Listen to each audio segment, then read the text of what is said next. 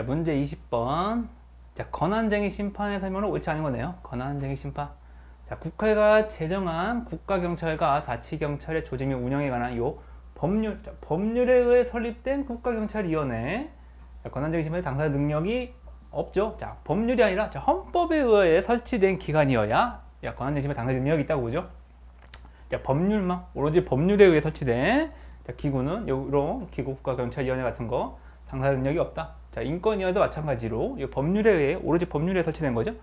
국가경찰위원회, 자, 인권위원회 이런 거 당사 능력이 없다. 그래서 자, 경찰법에 의해 비로소 설립된 거, 자, 헌법에 의해 설치된 국가기관에 해당한다고 할 수 없다. 자, 헌법에 의하여 설치되고 자, 헌법과 법률에 의해 이제 권한을 부여받고 이제 상호가 이제 권한 다툼에 대해 해결할 방법이 없는 경우, 자, 그럴 경우에 이제 권한쟁의심판 당사자가 될 수 있다고 보죠. 자, 근데 이렇게 국가경찰위원회는 법률, 오로지 법률에 의해 설치된 기관이니까 당사 능력이 없다. 자, 권한쟁의 심판은 자, 안날부터 60일, 자, 있은 날부터 180일에 청구해야 된다. 자, 조문 그대로죠. 자, 안날부터 60일, 있은 날부터 180일, 60일, 180일, 요거 특이하니까 계속 나오고 있죠. 권한쟁의 심판의 결정. 자, 권한쟁의 심판 결정은 자, 모든 국가기관과 자치단체를 기속한다. 권한쟁의 심판은 자, 결정, 자, 인용 결정 이런 게 아니라 그냥 결정이에요. 권한쟁의 결정은 자, 모든 결정은 자, 모든 국가기관과 자치단체를 기속한다. 자, 이게 위헌 결정과 다른 거죠. 헌법서는 인용 결정. 자, 권한쟁의 심판은 그 결정은 자, 모든 국가기관과 지방자치를 기속한다. 헌법재판소가 권한쟁의 심판의 청구를 받았을 때 직권 또는 청구의 신청에 의해 종국 결정 선고 시까지 처분의 효력을 정지하는 결정을 할 수 있다. 정권가, 가처분 명시하고 있는 두 개의 심판이 있다고 했죠. 정권가, 정당에서 한 심판과 권한쟁의 심판, 가처분이 가능하다. 정권가 이렇게 외우라고 했죠. 정권가 가처분이 가능하다. 요거 명시하고 있다. 헌법재판소법이. 자, 권한쟁의 심판 헌법재판소법에서 가처분을 명시하고 있다. 사례 문제로 나왔네요. 자, 옳지 않은 것은 자, 한국철도공사 같이 자, 정부가 요 지분을 가지고 있는 기관의 상근 직원은 선거운동 할 수 없도록 규정하고 있는데요. 불구하고 이제 갑이 한국철도공사 상근 직원으로서 특정 정당 후보자에 대한 지정 호선 내용의 메일을 노조에게 발송했던 이유 기소되었다. 자, 갑은 이 소송 계속 중 자신의 선거운동을 금지하고 있는 이 조항에 대해 위헌문제 심판 제청 신청을 하였으나 기각되자 68조 2항에 또한 헌법소원 심판을 청구했네요. 선거운동의 자유는 선거권 행사의 전제 내지 선거권의 중요한 내용을 이룬다고 할 수 있으므로 갑에 대한 선거운동의 제한은 선거권의 제한으로 파악할 수 있다. 자, 그렇죠. 선거운동의 제한, 당연히 선거권 제한을 부과할 수 있겠죠. 선거운동을 통해서 우리는 정보 교환하는 거 아니겠어요? 일반 유권자들은. 따라서 선거권 제한으로 파악될 수 있다. 자, 위 공직선거법 조항은 한국철도공사 상근직업의 직급이나 직무의 성격에 대한 검토 시제 일률적으로 모든 상근직업의 선거운동을 전면적으로 금지하는 것으로 선거운동의 자유를 침해한다. 침해한다고 봤죠. 자, 상근직원, 임원도 아니고 상근직원, 직무, 직급 이런 거 상관없이 모든 상근직원 선거운동을 전면적으로 금지하는 거니까 이건 선거운동의 자유를 침해한다고 봤어요.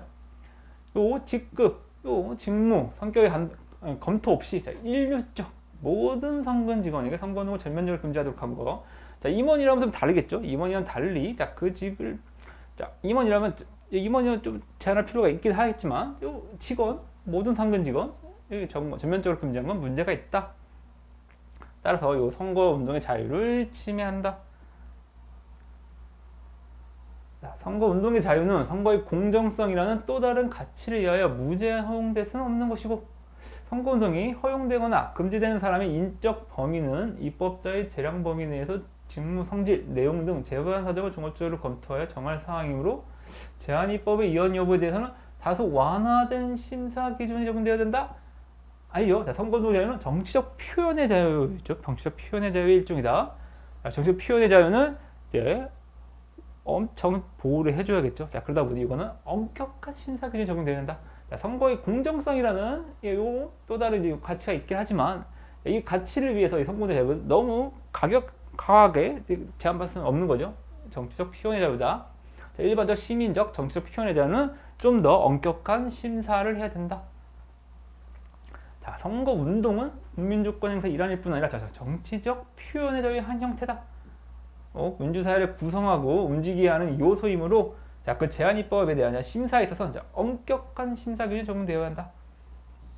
자, 공정성을 위해서 제한될 수 있다고 하더라도 이렇게 정치적 표현의 자유의 한 형태니까 선거운동의 자유를 제한할 때는 엄격한 심사를 하라.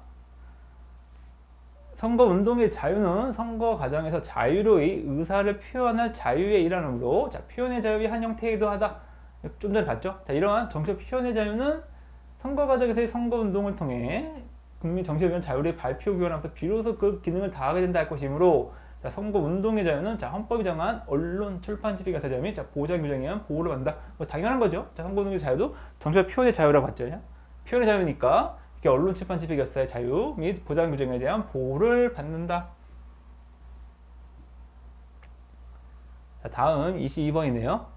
자, 경찰이 경찰청 예규인 체증 활동 규칙 요에 따라 집회 참가자를 촬영한 행위에 대한 설명으로 옳지 않은 것은 직접성에 관한 문제네요. 1번은 체증 활동 규칙은 불법 행위 증거 자료를 확보하기 위한 행정조직 내부에서 하급 행정에 대해 발령한 내부 기준으로 행정 규칙이지만 직접 집회 참가자 기본권을 제한한다. 이거 틀렸죠? 헌법소신 정부는 기본권 제한 지속성 요구를 충족하였다. 자, 내부 기준의 행정 규칙으로서 대적 구속력이 없어요. 행정 규칙 요거 체증 활동 규칙은 그래 내부 기준으로 행정 규칙이다. 대적 구속력이 없다. 따라서 이 자체가 기본권 제한하는 건 아니라고 봤어요. 또한 또 기본권 직접 제한하는 건 촬영 행위죠. 구체적 행위가 있다. 그거 행위, 촬영 행위를 대상으로 헌법소원을 하라고 했죠. 자, 그 지적성이 있는 건 그 촬영 행위다. 내부 기준의 행정 규칙은 지적성이 없다고 봤고요.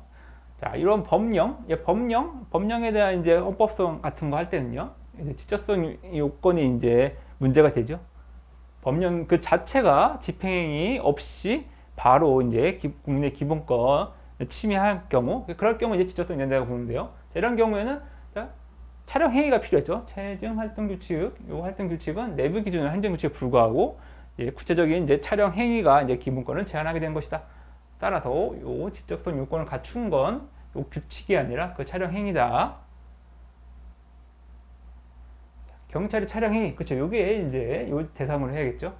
경찰의 촬영 행위는 개인정보 자격증의 보호 대상이 되는 신체, 특정의 집회 시 참가 여부, 그 일시 장소 등 요 제목에 동의 없이 수집하였다는 점에서 개인정보 자격증권을 제한할 수 있다. 그렇죠. 요 개인정보 자격증권에서 보호되는 개인정보에 이런 신체라든지 참가 여부, 집회 시 참가 여부, 요 장소 등 요거 다 포함된다고 봐야겠죠. 개인정보는 인격 주체성, 특정 짓는 사항, 개인의 동의성 식별할 수 있는 일체의 정보니까 이렇게 신체 이거 다 포함되겠죠.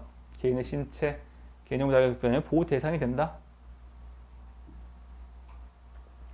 근접 촬영과 달리 먼 거리에서 집회 시 현장 전체적으로 촬영하는 소위 조망 촬영, 멀리서 찍는 거죠.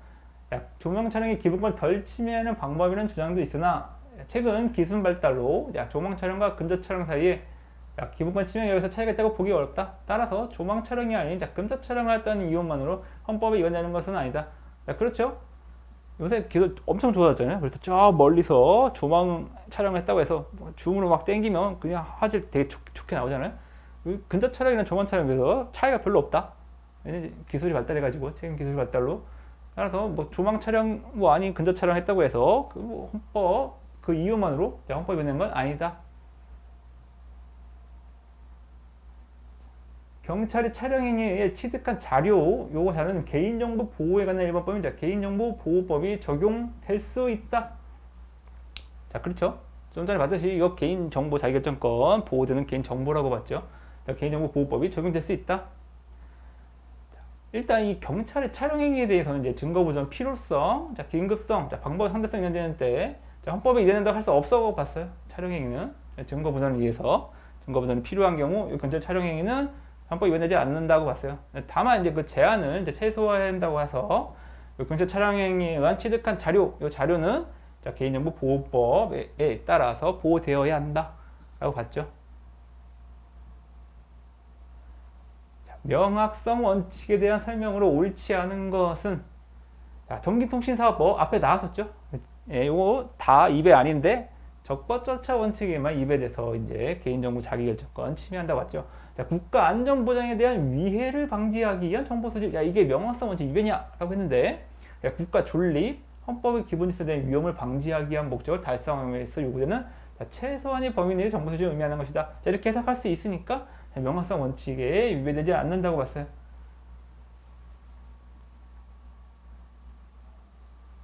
선거 운동 기간 중 정당 후보자에 대한 지지 반대 등의 정보를 게시하는 거죠. 실명 확인. 자, 인터넷 본인 확인, 실명 확인 조항, 선거 운동 기간 중.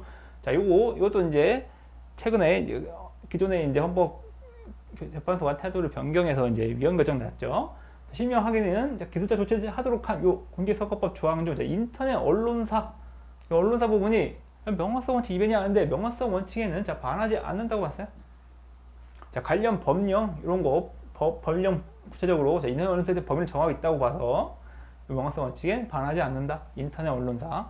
근데 다만 이게 이제 익명으로 이제 표현할 자유 이런 거 침해한다고 봤죠. 국가공무원법 조항 중 초중등 교원이 교육공무원의 가입 등이 금지하는 그 밖에 정치단체에 관한 부분. 자, 요게 명확성 원칙에 반하지 않는다? 반한다고 봤죠. 자, 그 밖에 정치단체. 대부분의 그 단체들이 좀 정치성을 띄어요. 자, 그러다 보니 어느 부분이 그 밖에 정치단체 요거에 포함될 것인가? 예, 교육공무원의 가입 등이 금지되는 요 포함될 것인가? 애매하죠. 예. 대부분 단체가 정치성을 조금씩은 띌 수 있으니까 거의 대부분이 될 수도 있어요. 자, 그러다 보니 자, 이거 그 밖에 정치단체 이거는 명확성 원칙에 위반된다. 자, 의료인이 아닌 자의 문신 시술업을 금지하고 처벌하는 자, 의료법 조항 중 의료행위 이 부분 의료법의 의료행위 부분은 과거부터 쭉 계속 이제 명확성 원칙 위반 안 된다고 봐왔죠. 이렇게 그동안 쌓인 요 의미 해석을 봐서 자, 전문지식 기초라는 경험과 기능, 진찰, 검안, 처방, 투약 또는 외과적 시설 시행하여 질병 예방 또는 치료 행위 외에도 의료인이 행하지 아니하면 보건위생상 이해가 생길 우려가 있느니 자, 이렇게 분명하게 해석돼요. 기존에 이제 판례도 해서 이렇게 다 쌓여 왔으니까 의료행위에 대한 부분은 이제 명확성 원칙 위반된다고 할 수 없다.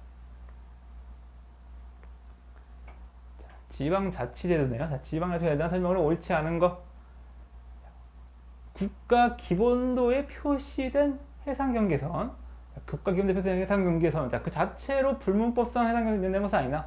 자, 국가 기본도에 표시된 해상경계선이 자, 원래는 이제 불문법상 해상경계선이 인정되는 것은 아니라고 봤어요. 다만 이제 관할 행정청이 과거부터 현재 이르기까지 반복적으로 이제 해상경계선을 기준으로 처분을 내리고 지방자치단체가 업무를 지속적으로 수행하여 왔다면 이 해상 경계선을 기준으로 해서 이렇게 했다면 국가기본도의 해상 경계선 여전히 지방자치 관할 경계선은 불문법으로 기준이 될 수 있다. 이렇게 관행이 쌓이다 보면 이렇게 이제 불문법이 된 거라고 볼 수 있다고 본 거죠.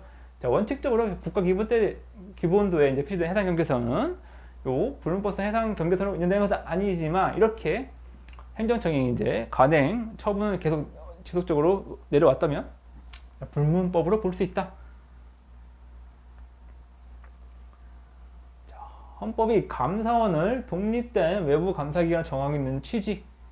자, 그리고 중앙정부와 지방자치단체는 서로 행정기능과 행정책임을 분담하면서 중앙행정의 효율성, 지방행정의 자주성을 조화시켜 자, 국민과 주민의 복리에 대한 공동목표를 추구하는 협력관계에 있다는 점을 고려하면 자, 지방자치의 자치사무에 대한 항목적성 감사 이 감사에 근거되는 감사헌법 조항은 자, 지방자치 본질적 내용을 침해했다고는 볼 수 없다.